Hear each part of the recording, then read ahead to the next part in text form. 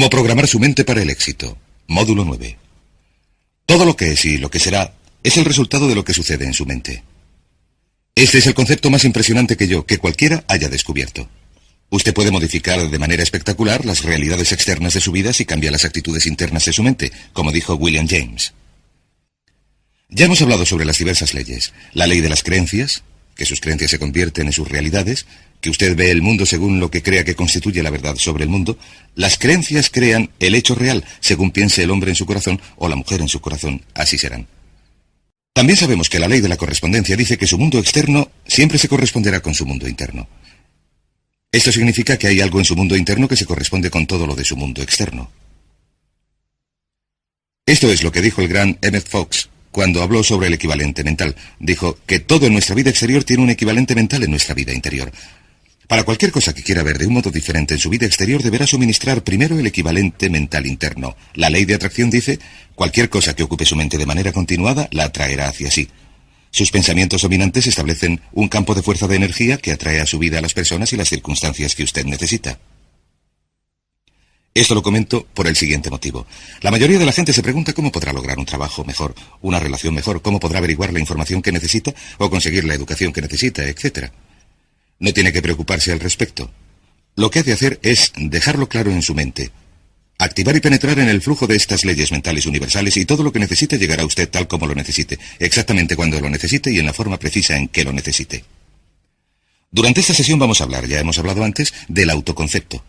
Hemos dicho que su autoconcepto es ese conjunto de creencias internas que determinan lo que sucede. Su autoconcepto es el resultado total de la suma de cada información individual que ha absorbido durante su vida sobre sí mismo y su mundo, y que ha aceptado como verdadera. Se convierte en parte de su autoconcepto. Su autoconcepto es el mecanismo interno correspondiente que determina lo que le sucede. ¿Qué quiere decir esto? Quiere decir que el cambio empieza con un cambio dentro de su autoconcepto. Todo cambio empieza cuando usted absorbe una información que modifica sus creencias. Ahora bien, las creencias son lo más difícil de cambiar, porque las defendemos con gran energía. Tenemos que estar dispuestos a renunciar a nuestras creencias autolimitadoras. Tenemos que estar dispuestos a examinar nuestras creencias sinceramente. Recuerden que hemos hablado del autoconocimiento. Tenemos que estar dispuestos a examinar nuestras creencias sinceramente y a decirnos, ¿me sirven estas creencias? ¿Es esto lo que quiero ser? ¿Es esto lo que quiero hacer? ¿Es esto lo mejor que puedo conseguir? Y uno empieza a cuestionar sus creencias y a cambiar su autoconcepto al absorber una información nueva que evoluciona hasta convertirse en un nuevo concepto. Y esto nos lleva a un concepto llamado la psicología del devenir. La psicología del devenir dice que cada uno de nosotros está en estado de crecimiento y cambio continuos. Nuestros autoconceptos y nuestras creencias se están modificando sin cesar. Por ejemplo, de niños creíamos un conjunto de cosas acerca del mundo de los adultos, de adolescentes otro. Recién cumplidos los 20 años, creíamos otras cosas, y según crecemos y evolucionamos, vamos modificando nuestras creencias y autoconceptos. Cambiamos nuestra propia imagen, cambiamos nuestra forma de ver el mundo, de manera que estamos en proceso de devenir. Esto sucede continuamente y es algo así. Es como una mata seca que lleva el viento. Está evolucionando y cambiando continuamente, pero siempre en la dirección de su meta predominante, siempre en la dirección de aquello en lo que está pensando más intensamente en ese momento. Por ejemplo, un alcohólico o un toxicómano también está haciendo que evolucione y cambie la dirección de su meta predominante porque piensan en su adicción todo el tiempo. Y si usted desea evolucionar y crecer rápidamente, tiene que dejar bien claras estas metas. Las tiene que precisar. Tiene que intensificarlas y pensar en ellas todo el tiempo. A veces, si estudiamos a las personas que lograron grandes éxitos a una edad temprana, averiguamos que tuvieron una obsesión, una preocupación total por un aspecto o campo concreto durante mucho tiempo. Mientras que otras personas, que quizás son mucho mayores, nunca han experimentado una sensación intensa, nunca se han centrado en nada que hayan deseado lograr. Hay dos obstáculos para esta psicología del devenir. El primero se denomina la meóstasis. La meóstasis es el deseo de consistencia. Es un deseo natural de la mente de ser consecuente con lo que ha sucedido en el pasado. Si quieren, nos gusta mantener el status quo. Hay personas que dicen, así es como lo hemos hecho siempre, aquí lo hacemos así, etcétera, etcétera. Hay que vigilar la meóstasis porque lo que hace es que nuestra manera de pensar sea rígida e inflexible. Y la otra es la psicosclerosis. La psicosclerosis es sencillamente el endurecimiento de la actitud. el endurecimiento de la actitud. La gente con psicoesclerosis desarrolla lo que se conoce como ideas fijas. Las ideas fijas llevan a la rigidez y a no estar dispuesto a cambiar. Ambas nos llevan a quedar atascados en la zona cómoda. Recuerden, la tendencia natural de todo comportamiento humano consiste en empezar a hacer las cosas de una manera específica y luego quedar atascado en una zona cómoda. Uno queda atascado en una zona cómoda, en una relación incluso si no es feliz, en un trabajo incluso si no está satisfecho, en un determinado nivel de ingresos incluso si no es suficiente. Hay que luchar contra la zona cómoda porque la zona cómoda se convierte rápidamente en una rutina, en un surco que seguimos, y se dice que el surco se convierte en una tumba. La única diferencia entre un surco y una tumba es la profundidad. También se ha dicho que el surco no es más que una tumba con los extremos borrados, así que pongan mucha atención porque la gran mayoría de las personas de nuestra sociedad tienden a evolucionar de manera natural hasta establecerse en una zona cómoda. Se convierten en los inflexibles paladines del status quo, caen en la rutina e incluso cuando el cambio sería bueno para ellos, no cambian nunca. Esto nos lleva a los dos grandes poderes que controlan todo lo que nos sucede. Y el primero es el poder del amor. El poder del amor es el que da forma a su personalidad y da forma a su destino. El poder del amor simplemente significa que todo lo que hacemos lo hacemos o para obtener amor o para compensar la ausencia de amor. Antes dijimos que la personalidad completa del niño se forma de acuerdo con la calidad y la cantidad del amor que recibe, y que todos los problemas del adulto son el resultado del amor retenido. Retenido por nuestros padres, quizás retenido de la gente cuando crecemos. El otro poder es el poder de la sugestión. El poder de la sugestión actúa a lo largo de todas nuestras vidas. El poder de la sugestión es muy fuerte. Lo que hace es empezar a actuar sobre nosotros casi desde nuestro nacimiento, a veces desde antes. Y el poder de la sugestión nos da forma. Esto significa que cada uno de nuestros pensamientos, lo que oímos, lo que vemos, tocamos, gustamos o olemos, todo lo que nos afecta de cualquier manera, produce un efecto sobre nuestra personalidad. Lo decimos así. Decimos, cada cosa cuenta. Todo cuenta. Y especialmente cuando nos hacemos adultos, recuerden que todo cuenta. El adulto medio occidental ve entre 20 y 25 horas de televisión por semana. El jubilado medio ve unas 7 horas de televisión y el niño medio ve entre 3 y 4 horas de televisión al día. ¿Saben que el director gerente medio de una empresa americana media ve menos de 5 horas de televisión por semana? Ahora permítanme que les haga una pregunta muy sencilla. ¿Creen que existe una correlación entre el número de horas de televisión que ve una persona y el éxito de esa persona? ¿Creen que las influencias por sugestión de los libros, las revistas, las cintas magnetofónicas, los cursillos, los seminarios, la gente, los programas de televisión, etcétera, que ustedes ven, escuchan, leen, con los que viven de manera continuada, creen que estas influencias de sugestión producen algún efecto sobre su futuro? Permítame repetirlo. Todo cuenta. Y deben hacerse esta pregunta. Es algo que aprendí hace años. Deben hacer esta pregunta. ¿Qué es lo que desean de la vida? Una vez que se hayan preguntado lo que desean en la vida, pueden mirar a su alrededor y decidir lo que es bueno y malo para ustedes. ¿Qué significa esto? Significa que todo lo que les acerque hacia lo que desean es bueno, y todo lo que les aleje de lo que desean es malo. Pero todo cuenta. Tengo un buen amigo que siempre estaba a régimen. De cuando en cuando, yo le pillaba comiendo tarta. A veces su comida consistía en 2 trozos de tarta. Y yo le decía, creía que estabas a régimen, creía que solo comías fruta fresca y verdura y comida natural. Y él me contestaba, pues claro. ¿Y la tarta qué? Yo le decía, eso no cuenta, me contestaba.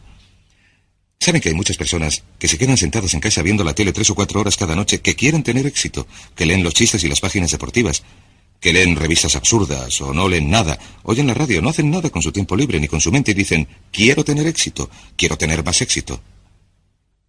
Y yo digo, ¿y qué de todas esas cosas que está haciendo y que le hacen perder el tiempo? Me contestan, eso no cuenta, pero desgraciadamente para la naturaleza todo cuenta. Esto nos lleva a algunas leyes que quiero compartir con ustedes. La primera ley es la ley de la costumbre. Estas también son leyes mentales. La ley de la costumbre es muy parecida a la ley de la inercia. La ley de la inercia dice que un cuerpo en reposo tiende a permanecer en reposo, a no ser que actúe sobre él una fuerza externa. También si el cuerpo entra en movimiento, tiende a permanecer en movimiento, a no ser que actúe sobre él una fuerza externa. La ley de la costumbre dice que sin una decisión específica por su parte para cambiar algún aspecto de su vida, la tendencia natural es seguir igual indefinidamente. Como dijo una vez un especialista en gestión de tiempo, cuanto más haga lo que está haciendo, más recibirá de lo que recibía. De modo que debe examinar lo que ha recibido y examinar lo que está haciendo y decir, ¿es esto lo que quiero? Seguirá en la misma dirección, a no ser que se decida a cambiar de forma concreta y específica. También hay otra ley que se llama la ley de la emoción. Y por cierto, antes de hablar de la ley de la emoción, permítanme decir esto. Alrededor del 95% de lo que hacemos lo hacemos por costumbre. La única diferencia importante entre la gente con éxito y los fracasados es que la gente con éxito tiene costumbres de éxito y los fracasados tienen costumbres de fracaso. Por ejemplo, ¿han oído el refrán al que madruga Dios le ayuda? ¿Por qué es esto? ¿Por qué madrugan tantas personas con éxito? Pues porque así aprovechan mejor el día. Y también porque madrugar les obliga a irse pronto a la cama. No malgastan las noches, que es cuando están más cansados y producen menos. De modo que vemos una y otra vez que los hombres y las mujeres de éxito se acuestan pronto y se levantan pronto. Tienen una costumbre de éxito. ¿Por qué no se acuesta pronto y se levanta pronto mucha gente? Porque son perezosos, no son disciplinados, no tienen metas que deseen con suficiente intensidad, no tienen costumbres de éxito. El 95% de su éxito lo determinará el tipo de costumbres que desarrolle. Si tiene buenas costumbres, conseguirá el éxito a pesar de los pesares. La ley de la emoción dice esto. Todas las decisiones que tomamos se basan en la emoción. Se solía decir, la gente actúa al 95% por emoción y al 5% por lógica. Uno de los grandes descubrimientos que he hecho es que la gente actúa al 100% por emoción, que no actuamos por emoción ni siquiera al 95%. Cada decisión que tomamos se basa en la emoción. Si alguien dice, esto es lo lógico, lo que quiere decir es que, aunque parezca lógico, lo que sucede es que aquello está más cargado de emoción. La ley de las emociones dice que todas las decisiones que tomamos son emocionales. Y dice también que una emoción fuerte domina a una más débil. Una emoción fuerte domina a una emoción más débil. Así que la emoción más fuerte será la emoción dominante. Y determinará lo que uno haga. Toda acción viene determinada por la emoción predominante en ese momento. Según cuál sea la emoción más fuerte, si es el temor dominará sobre lo que uno haga. Si es el deseo dominará sobre lo que haga. Las dos emociones principales que luchan en nuestro interior continuamente son el temor y el deseo. Un campeonato mundial que se repite sin cesar. Nuestros temores nos retienen, nuestros deseos nos impulsan. ¿Cómo se hace para que venzan los deseos? Muy sencillo. Se usa la ley de la concentración y se piensa todo el tiempo en lo que uno quiere. Concéntrese todo el tiempo en lo que quiere. Se mantiene la mente fija en el deseo. Se preocupa uno totalmente por lo que quiere, como dijimos antes, y los temores tienden a disminuir. Pero piense en lo que piense, si piensa en sus temores o si piensa en sus deseos, la ley de la emoción es la que determinará sus acciones, y sus acciones determinarán sus resultados. Esto nos lleva a otra ley que se llama la ley de la expresión. Esta ley de la expresión es muy interesante. Esta ley de la expresión es muy antigua, anterior incluso a una cita de Aristóteles. Todo lo que se imprime se expresa. Todo lo que se imprime se expresa. Todo lo que se imprime se expresa. ¿Qué significa esto? Voy a sentarme hasta que esté limpio el encerado. Significa sencillamente esto. Todo lo que, por cualquier motivo, se imprima en su psique, venga de la fuente que venga, todo lo que se mezcle con la emoción y se incorpore a su autoconcepto, con el tiempo se manifestará como parte de su personalidad y parte de su realidad. Dice en efecto que vemos el mundo a través de nuestro autoconcepto. Lo que vemos realmente es nuestro concepto del mundo. No creemos lo que vemos, sino que vemos lo que creemos. Lo que se haya imprimido en su mente como un hecho, como una verdad, como una realidad, se manifestará en su realidad o se expresará en su mundo, porque es lo que verá. Si ve que cierto tipo de personas son buenas, entonces verá bondad en esas personas. Si cree que los miembros de un partido político son imbéciles, todos los miembros de ese partido político le parecerán imbéciles, incluso los más sabios e inteligentes. Si cree que la oportunidad está presente en todas partes, verá oportunidades en todas partes. Si cree que controla totalmente su destino, entonces verá indicios de esto. Si se cree una persona popular, valerosa, confiada, con influencias, entonces actuará de manera consecuente con esa creencia y verá sus manifestaciones a su alrededor. He leído un caso interesante hace poco. Una adivina convenció a un joven de origen humilde que no tenía ninguna confianza en sí mismo de que era la reencarnación de Napoleón Bonaparte. Es una historia maravillosa, una historia verídica. Empezó a creerse que era la reencarnación de Napoleón Bonaparte. Se fue a la biblioteca y estudió a Napoleón. Lo averiguó todo sobre Napoleón. Empezó a andar, a hablar y a actuar como Napoleón, y a pensar como Napoleón. Empezó a imaginar grandes planes que Napoleón habría imaginado. Empezó a actuar valerosa y confiadamente ante la incertidumbre como lo habría hecho Napoleón. Con el tiempo llegó a convencerse totalmente de que aquella persona tímida y reservada era de verdad la reencarnación de Napoleón. Mejoró su carrera profesional. Le dieron aumentos, le promocionaron. Cambió su forma de vestir, empezó a hablar con más confianza y cuando llegó a averiguar que la adivina le había engañado, había llegado a ser un hombre de negocios muy próspero. Muy interesante. Todo lo que queda impreso y se acepta, se manifiesta. Esto nos lleva a una ley mental importantísima. Es la que se conoce como la ley de la inversión. Cuando supe de esta ley por vez primera, me impresionó tanto que quería ocultarla y esconderla y no hablar de ella a nadie. Esta es la primera vez que explico esta ley a alguien en cualquier forma. La ley de la inversión dice sencillamente esto. Si uno logra un determinado nivel de éxito, un determinado nivel de salud, una determinada calidad de relaciones, entonces esa calidad de relaciones creará un estado subjetivo. Un estado subjetivo significa sentimientos, un estado emocional. En otras palabras, si uno gana un premio, siente que es un ganador. Si uno se enamora, siente que es un amante. Si triunfa en los negocios, siente que es un triunfador. Lo objetivo crea. En otras palabras, la realidad objetiva o el hecho llega a crear lo subjetivo o el estado emocional. ¿Les parece que esto tiene sentido? En otras palabras, sucede algo. Uno se siente de maravilla, ya me entienden. Sin embargo, la ley de la inversión dice, si comprenden esto, este hecho por sí solo puede cambiar su vida porque ha cambiado la mía, dice que si uno puede crear de manera artificial el estado subjetivo o la sensación pondrá en acción las leyes de la atracción y de la correspondencia. Atraerá a su vida a la gente, las circunstancias, las oportunidades necesarias para crear algo objetivo que se corresponderá con lo subjetivo. Y el método es este. Es tan sencillo que es sorprendente. Funciona así. Cada vez que piense en algo que verdaderamente desee, imagínese que ya lo tiene. Imagínese que ya lo tiene. Parece un juego de niños, pero es potentísimo. Y lo único que les sugiero es que lo intenten durante un tiempo. Imagínese, cierre los ojos. Piense en ello. Si es necesario, póngase de pie, relájese.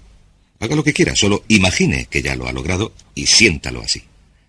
Sienta que ya ha logrado el éxito. Como si ya hubiera sucedido en el pasado. Como si ya lo hubiera conseguido. No tiene que volver a preocuparse por ello. Ya ha logrado la sensación. Y si repite esa sensación una y otra vez, esta ley de la inversión creará esta sensación según se concentre más y más en la sensación. De hecho, la sensación empezará a modificar las cosas en su interior y en su exterior, y a impulsarle hacia su meta, o a impulsar su meta hacia usted, y el objetivo se hará realidad precisamente en el momento oportuno y en el lugar oportuno.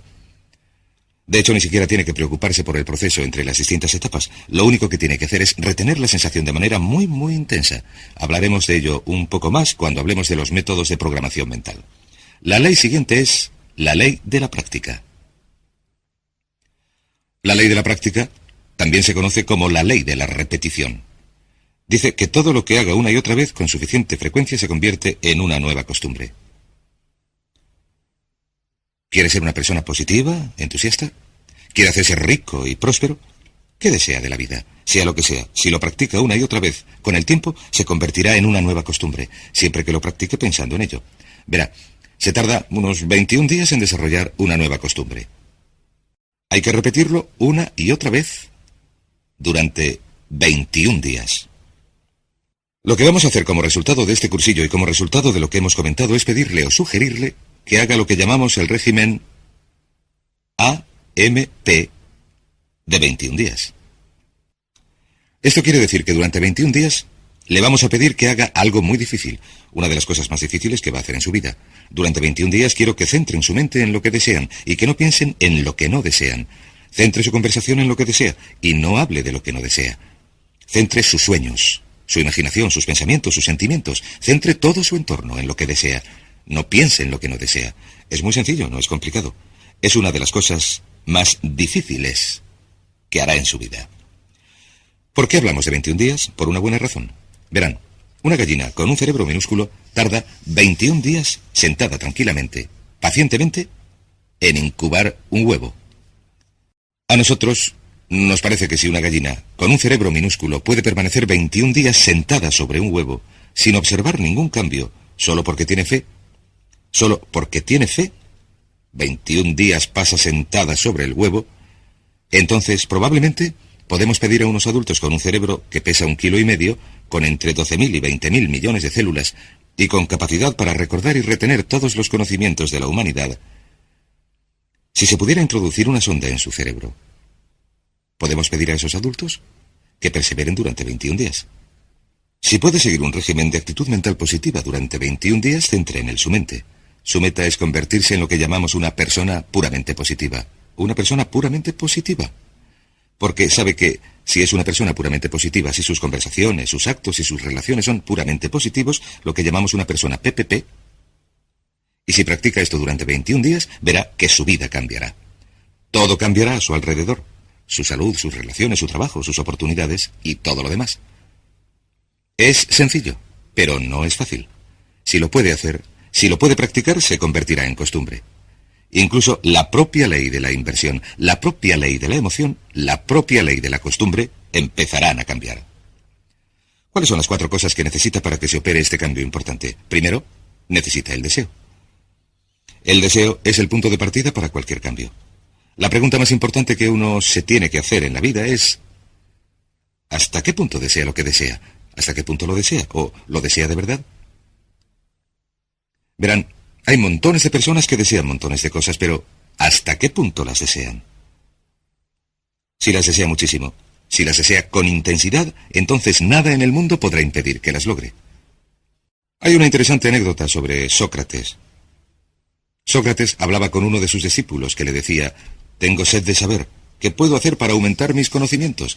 Y Sócrates le contestó: «El conocimiento es algo que está al alcance de todos. Es fácil de obtener si de verdad lo deseas». El discípulo contestó: «Estoy seguro de que lo deseo de verdad». Y Sócrates le dijo: «Ven conmigo», y le llevó al mar. Y se metió con él en el mar Egeo. Estaban a algo más de 1 metro de profundidad y Sócrates, un hombre muy fuerte, cogió al joven y le metió la cabeza en el agua. Y el joven empezó a luchar y luchar, a desesperarse. Y por fin le sacó del agua y le dijo: «¿Qué es lo que querías mientras estabas bajo el agua?». Y le respondió: «Lo único que quería era aire. Solamente podía pensar en el aire». Sócrates le dijo: «Cuando desees el conocimiento con la misma intensidad con que deseabas el aire, conseguirás todo el conocimiento que desees. Y cuando usted desee algo con gran intensidad, si tiene deseo, lo logrará». El segundo paso es la decisión. Una y otra vez, cuando viajo, me doy cuenta de que se produce un cambio de primer orden en la vida de una persona cuando toma una decisión. También me doy cuenta de que la mayoría de las personas son increíblemente indecisas. Son muy reacias a tomar decisiones, a restringir sus opciones. Son muy reacias a comprometerse en cualquier sentido y al no comprometerse, se limitan a ir a la deriva. Desgraciadamente, se condenan a vivir bajo la ley del accidente. De modo que el siguiente paso es tomar una decisión muy clara, inequívoca, de que esto es lo que quiere y que está dispuesto a pagar un precio para lograrlo.